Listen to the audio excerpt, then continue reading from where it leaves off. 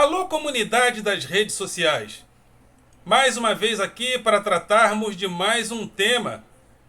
E o tema hoje é sobre o noticiário mais badalado nos últimos dias. Sobre Vladimir Putin, que ordenou o seu exército a invadir a Ucrânia. Mas qual é o problema de Vladimir Putin? Por que o Putin tá Putin? Essa é a pergunta desse vídeo. Mas antes de entrarmos no tema de hoje, gostaria de convidar você mais uma vez a se inscrever no nosso canal, a dar o seu like, a fazer o teu comentário e a compartilhar nosso material com outras pessoas. E ao se inscrever, acione o sininho para receber notificações de novos vídeos.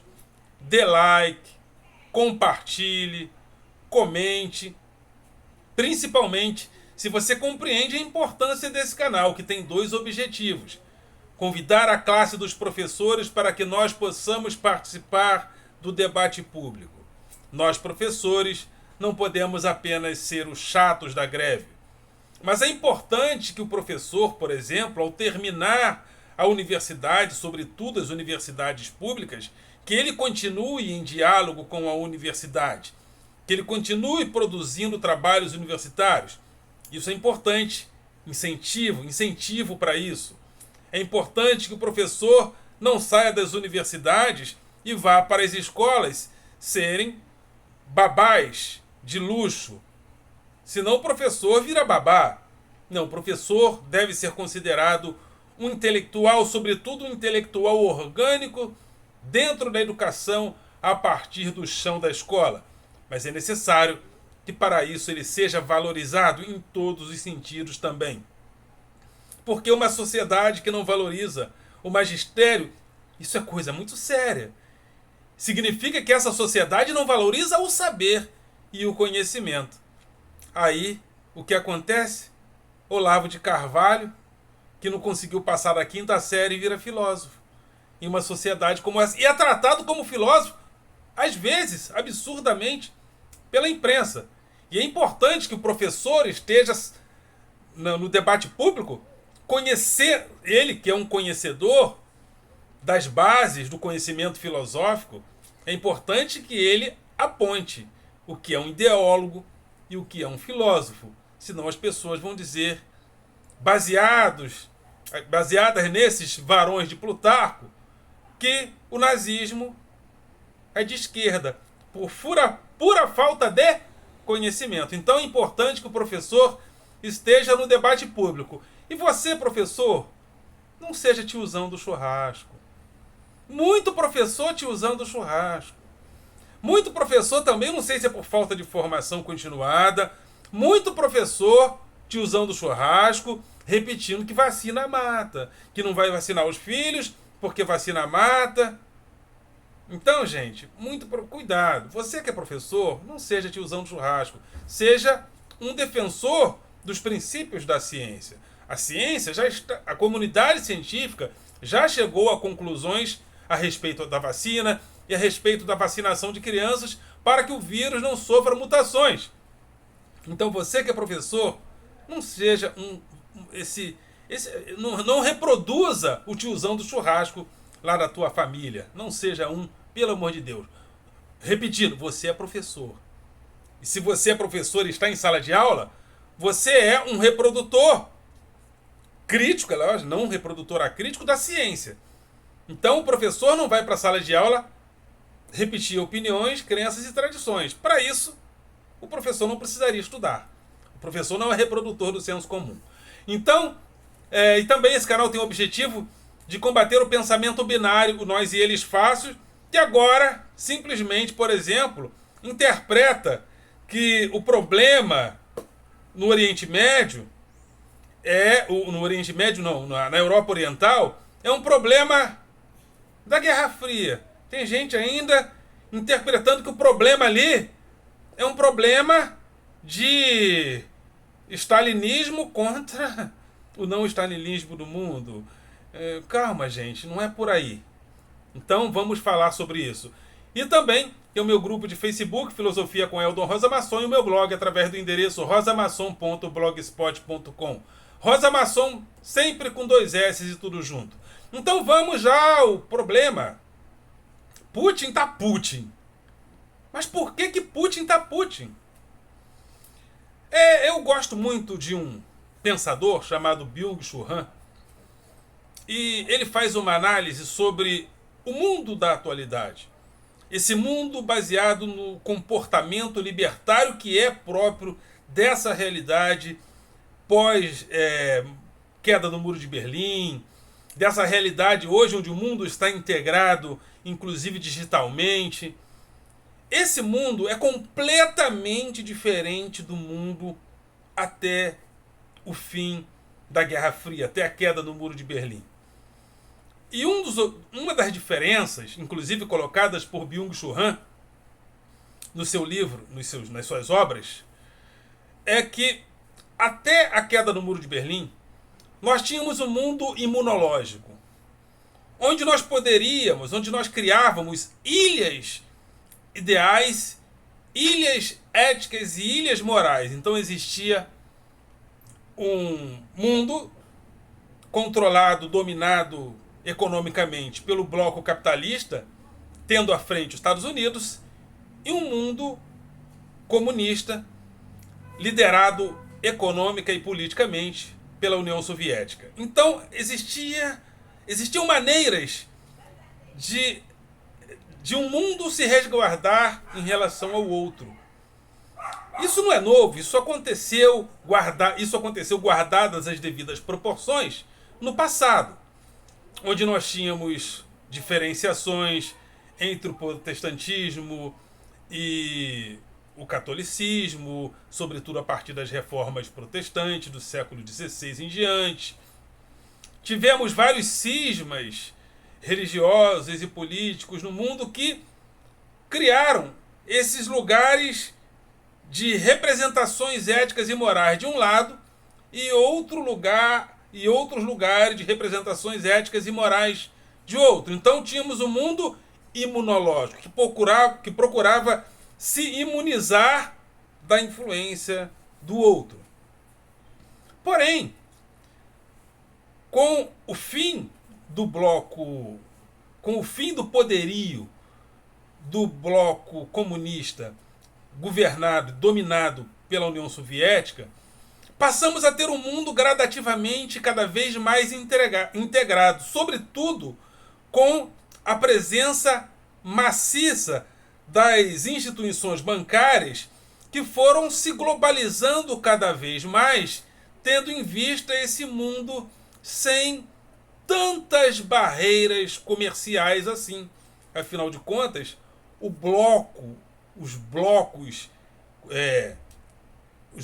que se diferenciavam radicalmente já não eram mais possíveis por causa do fim da União Soviética. Então, a gente observa, inclusive no Brasil, a partir de Fernando Henrique Cardoso, um empenho de quebrar as barreiras, as amarras que limitavam a influência e a entronização do capital estrangeiro no Brasil. Então, a cada dia, sobretudo a partir do fim da Guerra Fria, começamos a ter um mundo cada vez mais integrado, sobretudo economicamente.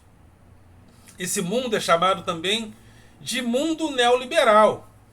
O neoliberalismo, ele proporcionou também esse mundo onde instituições bancárias, instituições financeiras são interligadas por aquele sistema chamado SWIFT.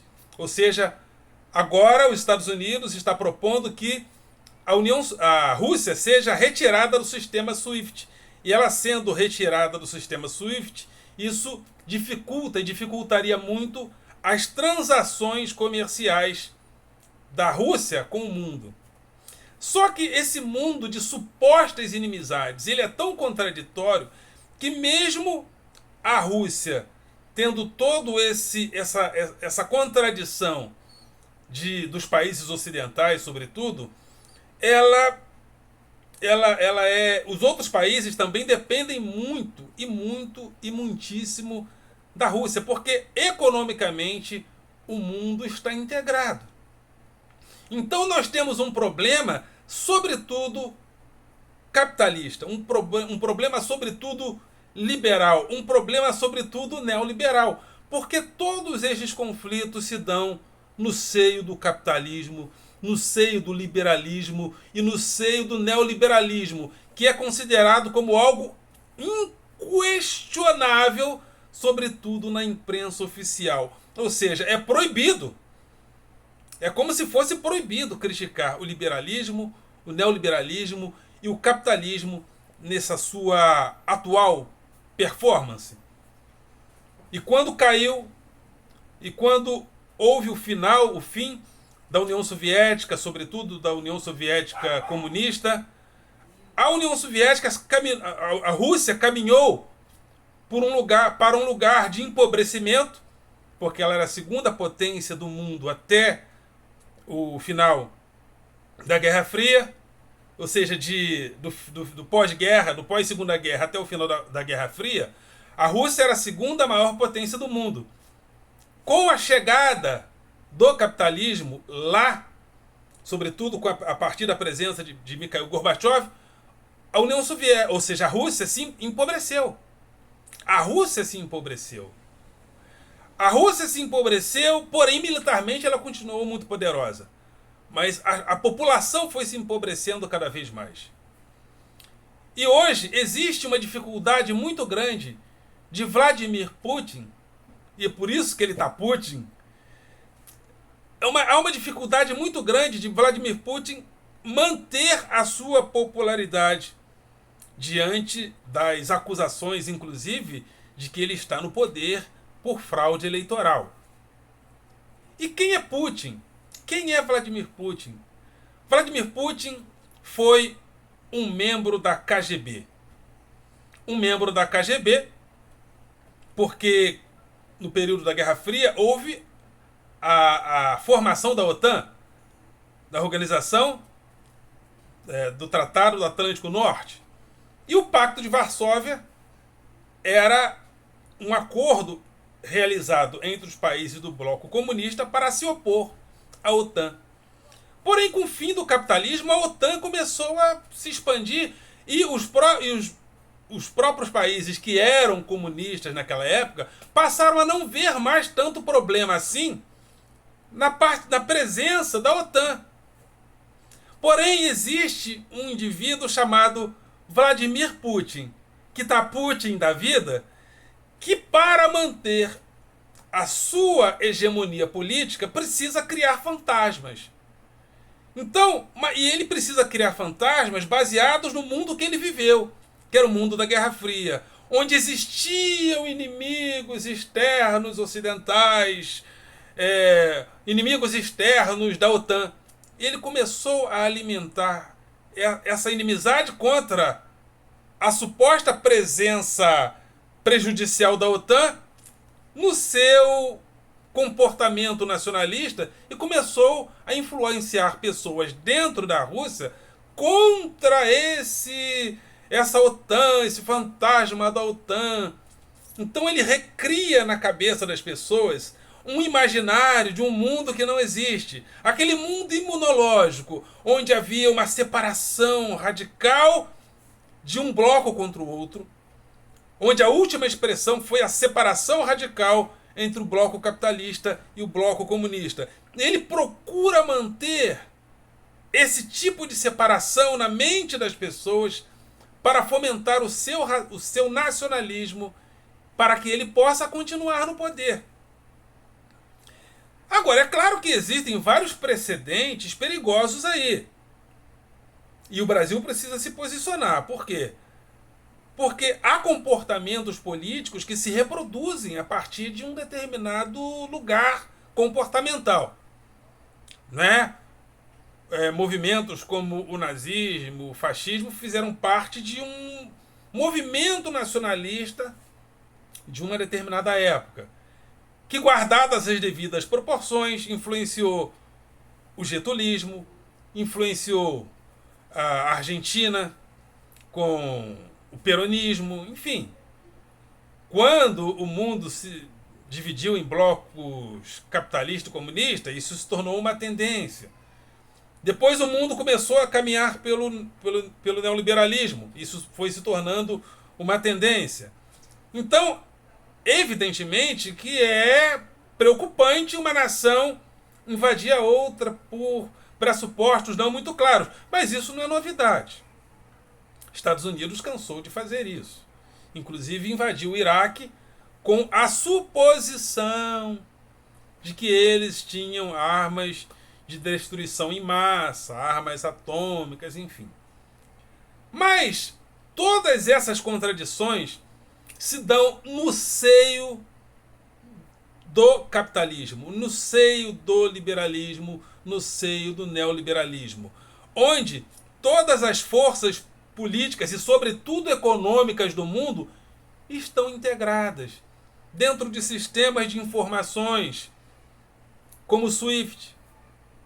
Então, na realidade, são inimizades, são conflitos, mas não são conflitos imunológicos, de separação radical entre um bloco e o outro. Não. O mundo econômico, sobretudo, está integrado em sistemas de informação.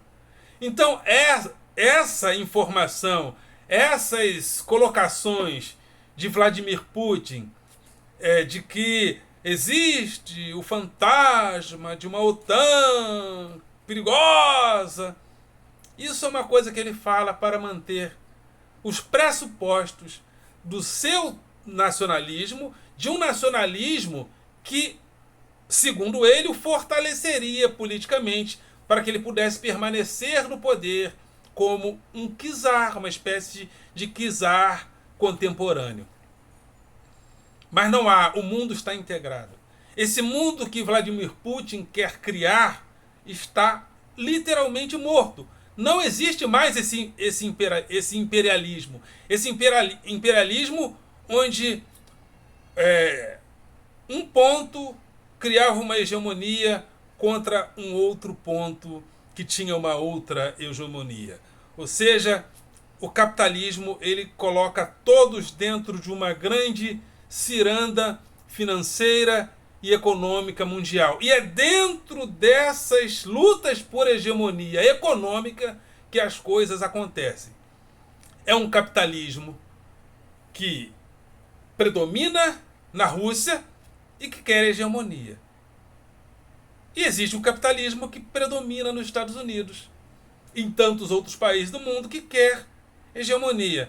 Então é uma luta de poderes dentro do capitalismo. Não há essa separação que Putin quer trazer, revivendo as imunologias do mundo antigo, separado por blocos definidos. A gente, de uma certa forma, vê uma reprodução disso no Brasil, guardadas as devidas proporções. Por exemplo, o presidente Bolsonaro sempre ele se fortaleceu muito politicamente a partir da presença dele próximo às milícias. Então ele quer esse negócio de flexibilizar a venda de armas, ou seja, de uma certa forma dar suporte a esses grupos, é uma maneira dele proteger aquilo que ele sempre foi, uma pessoa próxima a esses grupos. E como Putin foi da KGB e viveu esse mundo de espionagem, ele viveu esse mundo imunológico. Então Putin é isso. Então, de uma certa forma, ele está colocando politicamente aquilo que ele é, aquilo que o formou. Só que aquilo que o formou acabou, não existe mais. Mas ele precisa fomentar na mente das pessoas que essa imunologia radical que foi até o pós-guerra ainda existe. Porque ele precisa disso para se manter no poder. Há especialistas que dizem que uma guerra ele não banca. Né? Eu acho também muito difícil, porque a Rússia não é um país rico é a 12ª ou 13ª potência do mundo. Para quem já foi a segunda, é muito pouco. Então Putin sustenta uma guerra, e quando começarem a chegar os cadáveres dos jovens russos mortos na guerra? Porque os ucranianos vão resistir. E qual será o resultado disso na comunidade, na população russa? Que, como diz o professor Paulo Giraldelli, muito bem, eu gostei da colocação dele, estão tratando a Rússia como se a Rússia fosse o Putin. Não, a Rússia tem, penso, né, um país com aquela dimensão, seja muito complexa. E há uma multidão enorme, e talvez a maioria dos russos, que não querem a guerra. Porque não querem ver os seus compatriotas mortos por uma... Porque eu penso que nem todo mundo lá acredita nas bravatas do Vladimir Putin. Que tá Putin? Que tá Putin por causa de quê? Porque ele viu que o seu mundo imunológico, tanto é que ele disse, né, que a pior tragédia do século foi o fim da União Soviética. E por que ele disse isso? Né? Aliás, eu ouvi uma pessoa dizer que ele disse isso. Se eu estiver errado, me ajudem. Mas pelo perfil dele, eu creio que é possível ele ter falado isso, sim. Então ele teria falado que a pior tragédia do século foi o fim da União Soviética. Então, a pior tragédia do século XX, não foi o nazismo, não foram as duas guerras, foi o fim da União Soviética. Porque a União Soviética, naquilo que ela foi, representa o que Putin é. E ele procura fomentar esse nacionalismo para se promover politicamente. Ele procura, inclusive a gente vê no Brasil, pessoas adotando a Rússia de Putin contra os Estados Unidos, como se esse fosse o problema. Não. Rússia e Estados Unidos. Rússia, Estados Unidos, Inglaterra, Brasil, Peru, Venezuela, Colômbia, etc. e etc. estão todos unidos dentro de um sistema SWIFT que conecta em uma rede de informação toda a economia mundial. Então nós vivemos crises dentro do sistema capitalista, dentro do liberalismo e dentro do neoliberalismo. E quem não quer entender assim, fica entendendo as coisas com esse binarismo, né? Um lado contra o outro contra o outro lado. Não. Há uma liberdade no mundo. O mundo de hoje ele não tem a rugosidade do mundo da antiguidade, onde você tinha separações radicais. Não.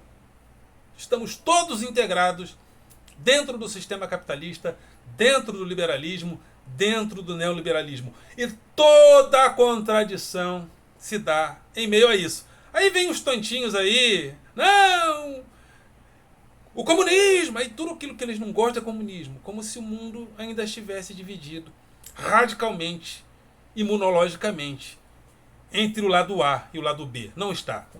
Estamos vivendo uma crise dentro do capitalismo. Dentro do capitalismo. O perigo está dentro do liberalismo. O perigo está dentro do neoliberalismo. Eu estou pedindo aqui para acabar com o capitalismo e para o socialismo ser implantado e para o comunismo ser implantado? Não, seu idiota. Não é isso que eu estou falando. Idiota é aqueles que pensam que eu estou falando isso. Não.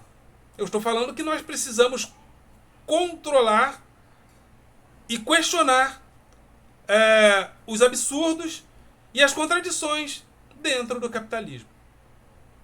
É isso. Contradições que estão dentro do capitalismo e não dentro de uma divisão geográfica, geopolítica radical. É isso que eu gostaria de falar. Faço o comentário de vocês, vou ficar aqui aguardando, porque esse assunto ele vai render e eu vou voltar para falar disso. Ok, galera? Vocês são do coração.